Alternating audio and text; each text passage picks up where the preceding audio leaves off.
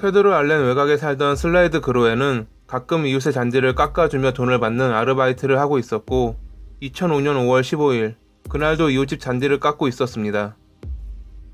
이웃집 남성은 오늘 돈이 없으니 내일 준다며 슬레이드를 들려보냈고 다음날인 5월 16일 아침 남성이 슬레이드에게 돈을 지불하기 위해 그의 집에 방문합니다. 그는 초인종을 눌러보았으나 아무도 나오지 않았고 인기척 역시 느껴지지 않았습니다. 집 내부에서는 개 한 마리가 끊임없이 짖고 있었고 차고지는 열려있는 상태로 차가 안에 주차되어 있었습니다. 이에 이상한 생각이 든 이웃집 남성은 911에 전화를 걸었고 잠시 후 도착한 경찰들은 집안에서 끔찍한 장면을 목격합니다. 집주인인 브렌다 그로엔과 그의 남자친구 마크 맥켄지 그리고 브렌다의 아들 슬레이드 그로엔이 사망한 상태로 발견된 것입니다. 이웃집 남성은 브렌다에게는 총 3명의 아이가 있었다고 경찰에게 알렸고 그들은 나머지 2명의 행방을 찾기 위해 집을 수색해 보았으나 흔적은 발견되지 않았습니다. 딜런 그로엔과 샤스타 그로엔이 실종된 것을 확인한 경찰은 살인사건을 조사하며 실종된 아이들을 찾기 위해 지역을 수색하기 시작합니다. 다음날 검시관들은 사망한 3명은 묶여있는 상태로 구타를 당하였으며 머리 옆부분에 둔기에 의한 외상의 흔적을 발견했다고 발표합니다. 실종된 아이들의 수색 작업에 많은 봉사자들이 참여하였고 전국으로 엠버 경보가 발령되었습니다. 경찰은 평소 그들에게 원한을 가진 인물을 조사하였습니다. 그들에게 2,000달러의 빚을 진 밥 루트너가 용의선상에 올랐으나 그는 수사가 시작될 무렵 자신은 무고하다며 직접 경찰서에 방문했고 자신의 결백을 밝혔습니다. 브렌다의 전 남편 역시 용의선상에 올랐으나 조사 결과 명백한 알리바이가 있었고 사건은 미궁에 빠지게 됩니다. 수사 과정에서 FBI와 다른 지역의 기관들도 동참했으며 10만 달러의 현상금 전단이 뿌려졌습니다. 이 사건은 곧 퀘르드 알렌 역사상 가장 큰 범죄 수사가 되었습니다. 범인은 집안에 별다른 흔적을 남기지 않았고 용의자들도 알리바이가 있었기에 수사는 난항을 겪습니다.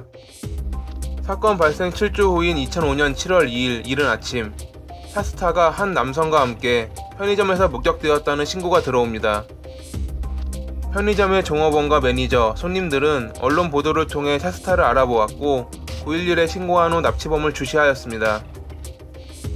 잠시 후 경찰이 편의점에 도착하였고 남성은 별다른 소란을 피우지 않고 체포됩니다. 샤스타는 자신의 신원을 밝혔고 치료를 위해 병원에 이송되어 친아버지와 재회했습니다. 같이 사라졌던 딜런의 행방은 보이지 않았기에 납치범을 추궁하였으나 그는 대답이 없었고 그의 과거 행적을 조사한 경찰은 그가 과거에도 성범죄로 인해 수감 생활을 했던 걸 확인합니다. 납치범은 조셉 덩컨 3세, 그의 범행은 1978년 그의 나이 15세에 시작되었습니다. 당시 그는 총으로 협박하여 9살의 소년을 겁탈했습니다. 다음날 체포되었던 그는 어린 나이였기에 소년원으로 보내졌고 그곳에서 자신이 13명의 소년을 겁탈했다고 주장합니다. 하지만 심리치료사는 그저 아이들의 부풀리기 좋아하는 망상이라 생각했고 2년 후 소년원을 나온 그는 똑같은 짓을 저지르며 체포되어 20년의 징역을 선고받습니다. 14년을 복역 후 가석방되었으나 대마초를 하다 체포되어 다시 교도소 생활을 합니다. 또다시 석방된 이후에도 2005년 3월 호수에서 놀던 두 소년을 성추행한 혐의로 기소된 전과가 있던 인물이었습니다.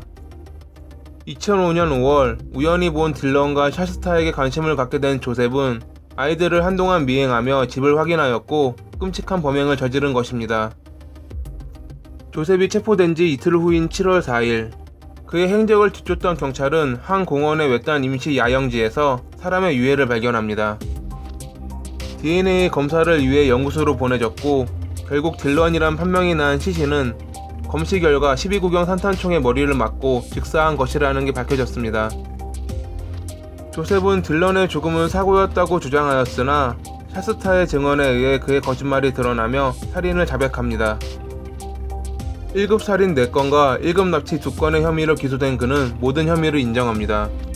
FBI는 그가 또 다른 범행에 관련되어 있는지 과거 실종 사건을 확인하였고 조셉이 2건 이상의 실종 사건과 연관되어 있다는 증거를 찾았습니다. 결국 그는 2011년 4월 5일 가석방 없는 종신형을 선고받습니다. 담당 검사는 그를 사형시킬 수도 있었으나 유가족들과의 상의 후 그가 오랫동안 감옥에서 고통받도록 종신형을 선고하였다고 말했습니다. 오늘의 이야기는 여기까지입니다. 항상 봐주셔서 감사합니다.